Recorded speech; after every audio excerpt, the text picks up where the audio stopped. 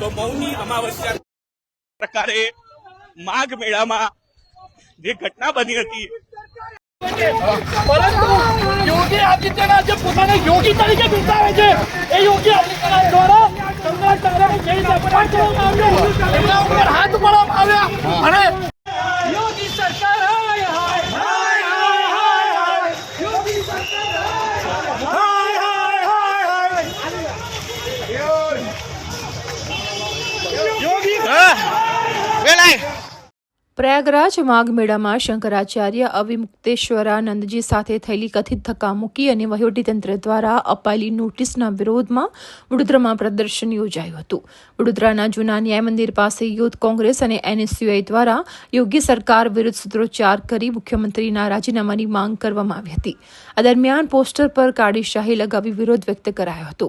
મંજૂરી વગર જાહેર રસ્તા પર વિરોધ પ્રદર્શન કરવા બદલ પોલીસે કાર્યકર્તાઓની ટીંગાટોળી કરી અટકાયત કરી હતી, જેના કારણે રોડ પર અફરાતફરી સર્જાઈ હતી. પોલીસે અંદાજે 12 જેટલા કાર્યકર્તાઓની અટકાયત કરી તેમને અકોટા પોલીસ મથકે ખસેડ્યા છે. પરંતુ